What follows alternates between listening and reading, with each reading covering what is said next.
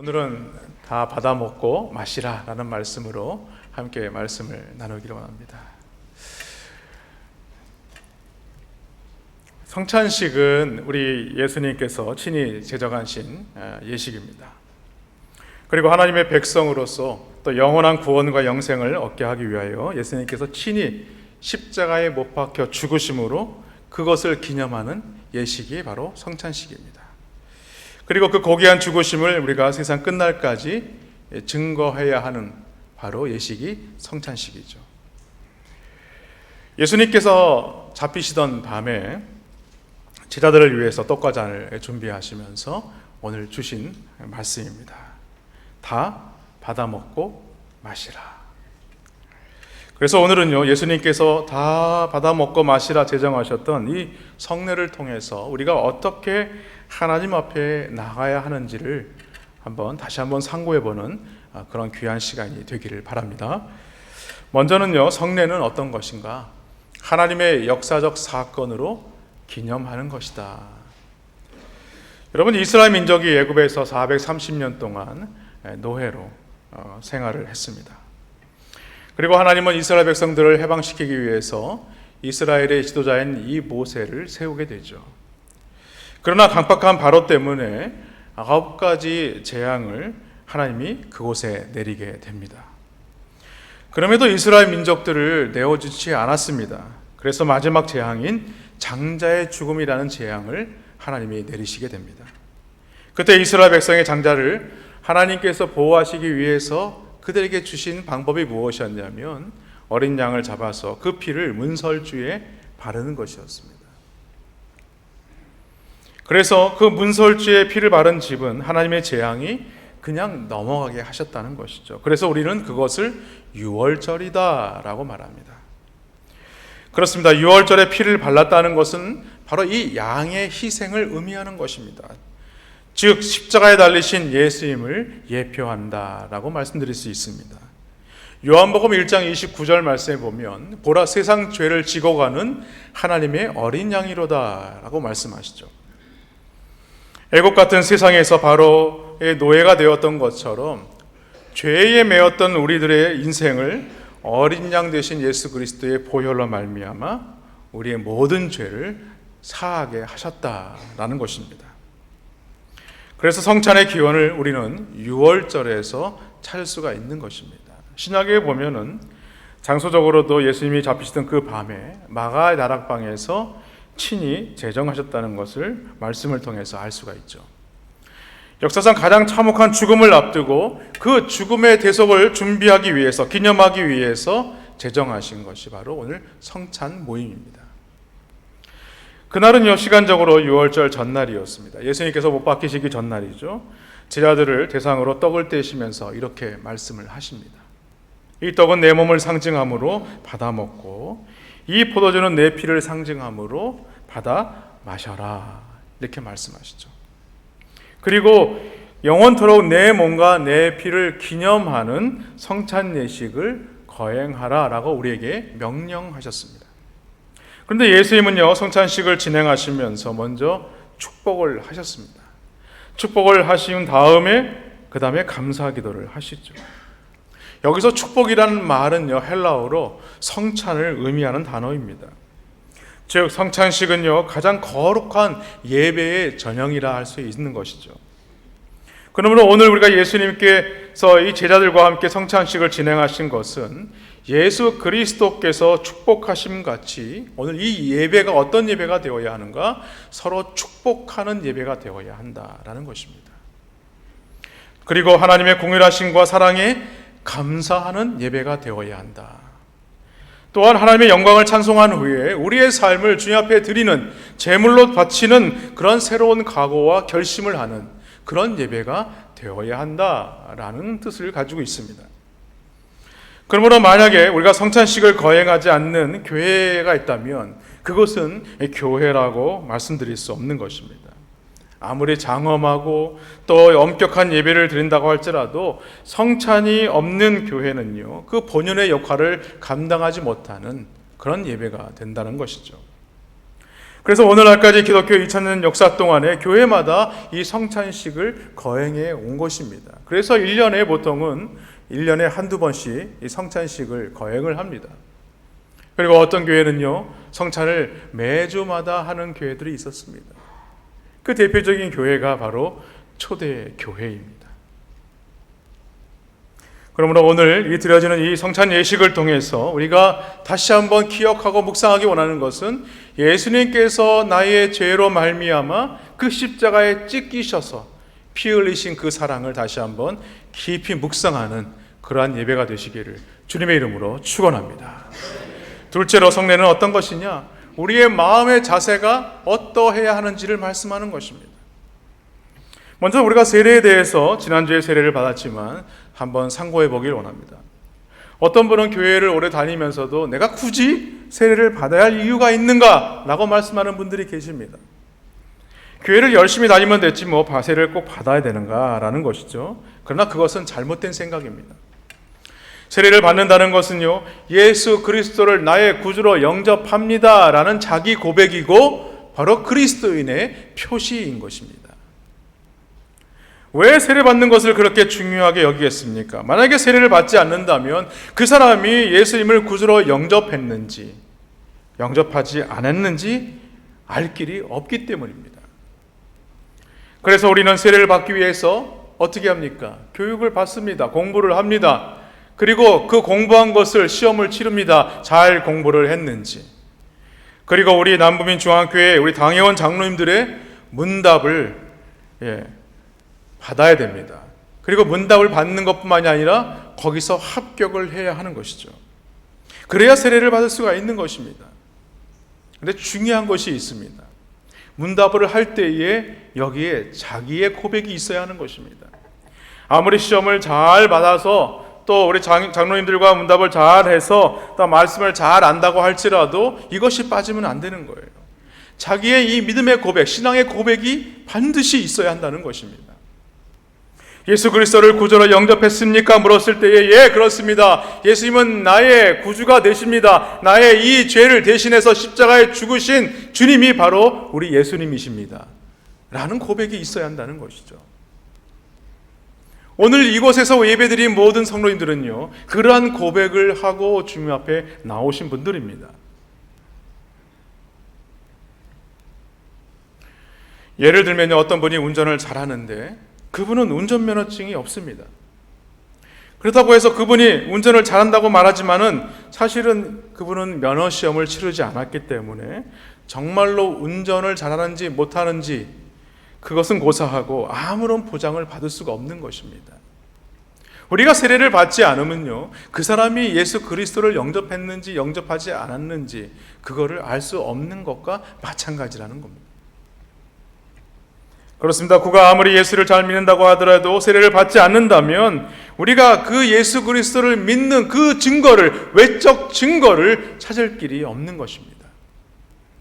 그래서 교회에서 우리가 차양대원을 세울 때나 또한 교사나 또 각 기관을 섬기는 분들을 세울 때에 우리에게 가장 기준이 되는 것이 있습니다. 그것은 바로 무엇이냐? 세례를 받았느냐라는 것이죠.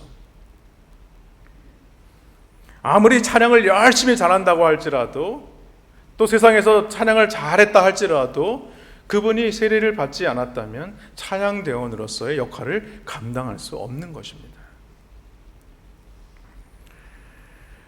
세례를 받는 것은요, 우리에게 그만큼 중요한 것입니다. 왜냐하면 세례를 받았다는 것은 그 교회의 교인으로 인정하는 것이기 때문입니다. 여러분, 세례를 받게 되면요, 참으로 몇 가지 중요한 의무와 권리를 갖게 됩니다. 이 의무와 권리는요, 반드시 지켜져야 하는 것입니다. 그 의무는 뭐냐? 모든 공예배에 참여할 의무가 생기는 것입니다. 주일 오전 예배, 저녁 예배, 수요 예배, 금요기도, 새벽기도회. 이 공예배에 드려도 되고 안 드려도 되는 것이 아닙니다. 우리는 서약할 때에 이미 그 모든 것들을 다 했습니다. 그런데 잘 기억이 안 나신다고요? 이미 다 하셨어요. 그것은 우리에게 의무입니다. 또한 우리가 지켜야 될 의무는 뭐냐? 헌금을 내야 할 의무가 있는 것입니다. 11조뿐만이 아니라 때를 따라서 하나님께 드리는 여러 각종 예물을 하나님께 드려야 될 의무가 있는 것입니다. 또 하나는요, 교리의 치리에 복종할 의무가 있는 것입니다. 우리 남부민중앙교회는요, 대한예수교 장로의 헌법을 따릅니다. 그래서 장로님들을 중심으로 당회에서 모든 일들을 치리하게 되죠. 그러므로 당회의 치리에 전적으로 우리는 순종하고 따라야 할 의무가 있는 것입니다. 또한 세례를 받은 사람은요, 경건하고 깨끗한 삶이 본이 되어야 하는 것입니다. 여전히 세례 교임에도 불구하고 옛 사람으로 살아가서는 안 된다는 것이죠. 끊어버릴 것은 끊어버려야 한다는 거예요. 깨끗하고 경건한 삶을 살아갈 의무가 있는 것입니다. 그리고 중요한 권리가 있습니다.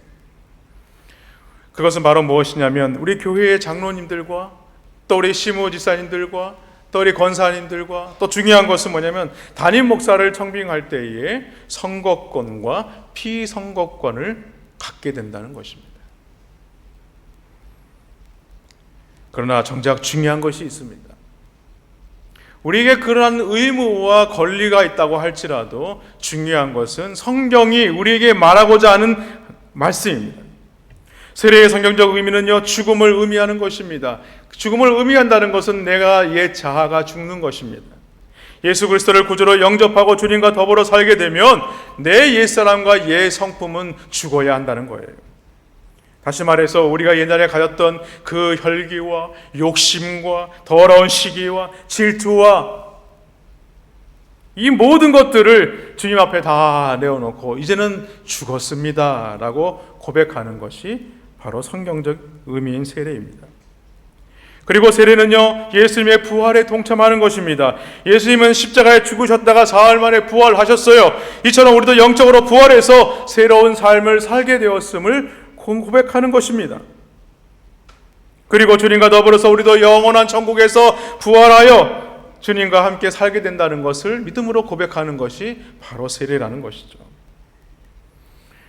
고린도후서 5장 17절에 보면요, 보라 이전 것은 지나갔으니 새 것이 되었도다 라고 말씀하죠.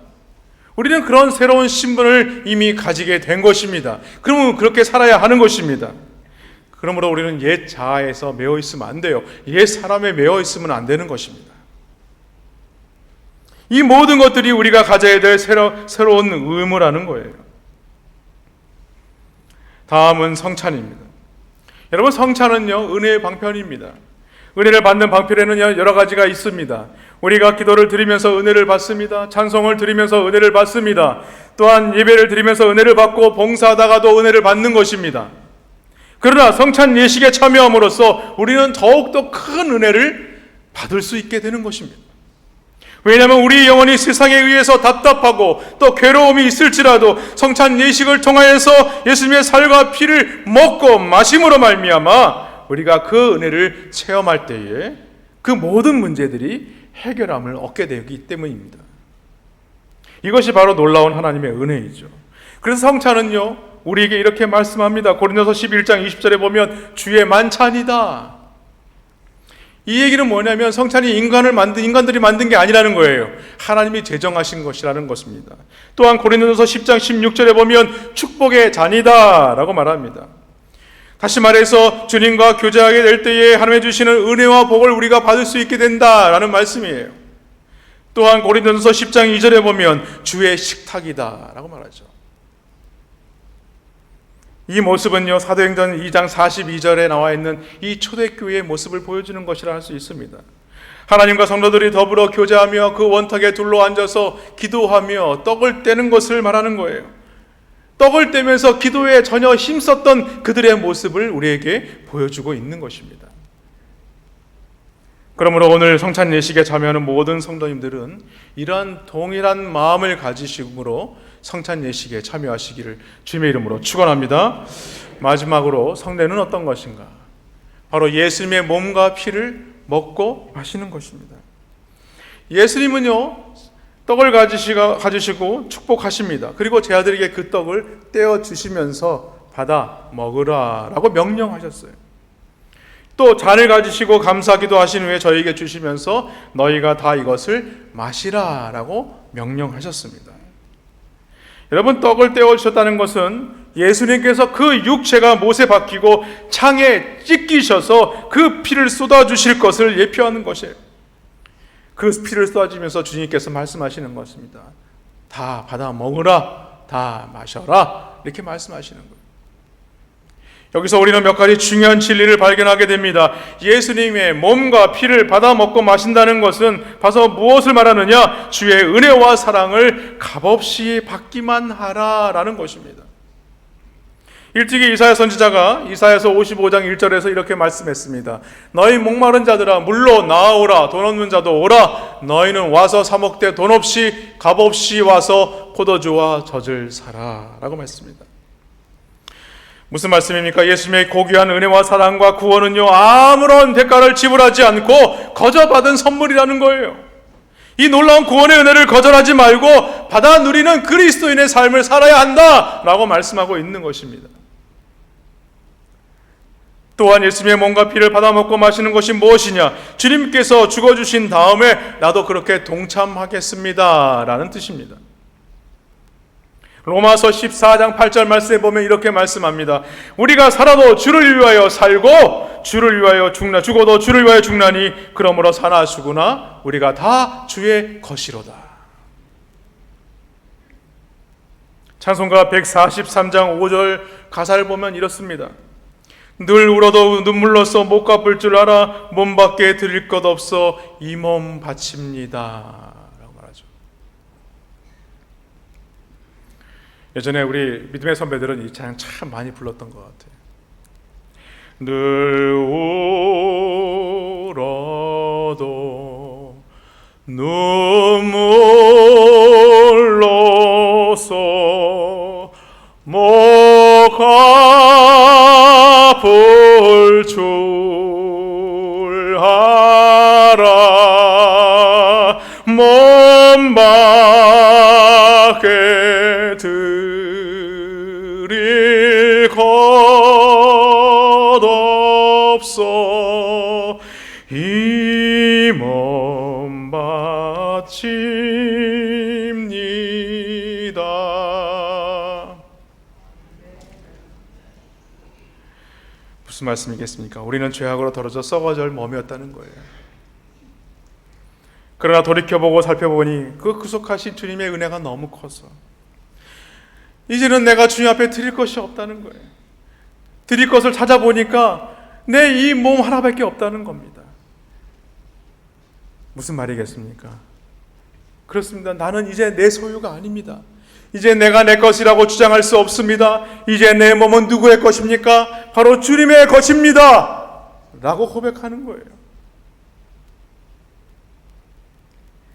사랑하는 성도 여러분, 오늘 받아먹고 마시라 초청하시는 그 예수님의 깊은 마음을 다시 한번 깨닫기를 주님의 이름으로 축원합니다.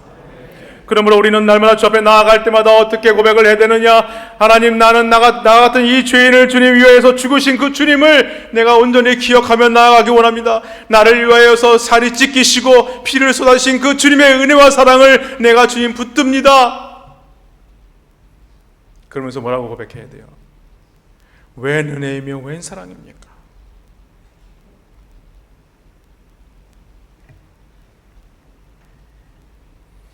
또한 예수님의 몸과 피를 받아먹고 마시는 것이 무엇이냐? 이제는 하나님의 참 자녀가 되었습니다 라고 고백하는 거예요.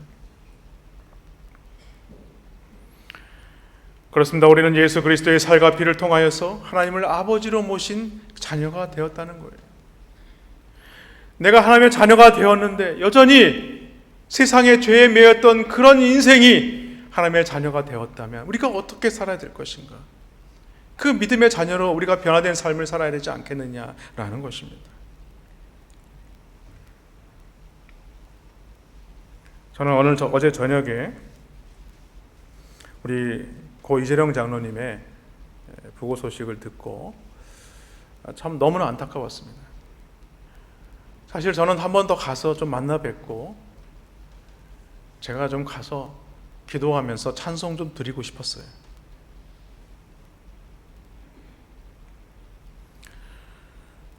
많이 힘드셨어요. 근데 제가 가서 말씀을 전해드리고 기도하면서 말씀을 드리는데 장로님이 그 아픈 중에도 애써 웃음을 지으면서 저의 손을 꼭 잡으시는 거예요. 그러시면서 이제 나중에 우리 권사님하고 통화를 했는데 권사님이 그런 말씀을 하시는 거예요. 후임 목사를 잘 모셨기 때문에 이제 내 역할은 여기까지다. 더 이상 바랄 것이 없다는 것입니다. 저는 그 얘기를 들었을 때에 제가 너무 좀 부끄러웠습니다.